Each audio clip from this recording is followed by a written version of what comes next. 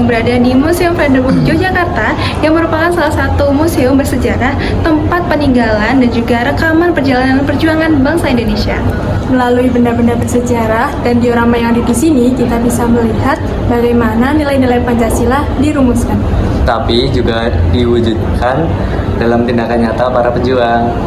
Yuk kita lihat satu persatu jejaknya. Let's go!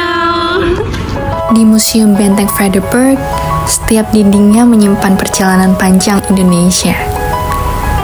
Dan kalau kita jalan pelan-pelan, sebenarnya kita bisa menemukan nilai-nilai Pancasila yang hidup dalam setiap peristiwa yang ada. Di sini, kita bisa melihat penderitaan rakyat pada masa penjajahan, seperti kerja paksa, ketidakadilan, dan kekerasan. Tetapi, di tengah itu semua, muncul perlawanan dari berbagai daerah hingga perjuangan rakyat kecil.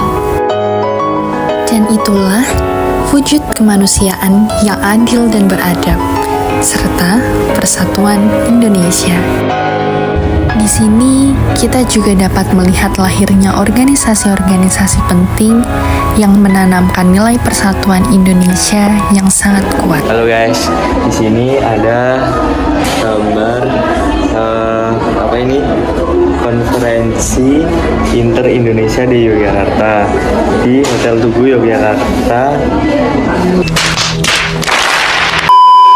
Di sini, kita juga dapat melihat bagaimana para pendiri bangsa berdiskusi, berdebat, dan juga merumuskan dasar-dasar negara.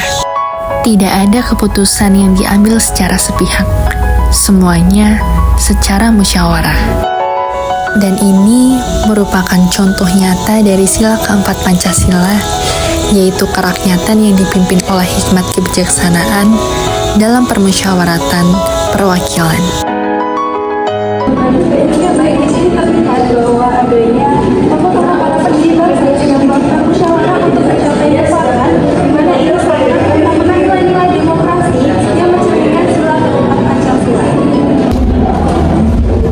Jadi kita sekarang mau masuk ke diorama 3. Dari ruang ke ruang, Museum Frederick bukan hanya menunjukkan sejarah, tapi juga bagaimana nilai-nilai Pancasila lahir, diuji, dan diterapkan. Perjuangan masa lalu mengajarkan bahwa Pancasila bukan hanya sekedar teks, tapi juga pedoman yang dibangun oleh pengalaman bangsa sendiri. Semoga setelah melihat ini, kita bisa semakin sadar bahwa Pancasila itu hidup, dan tugas kita adalah menjaganya dalam keseharian.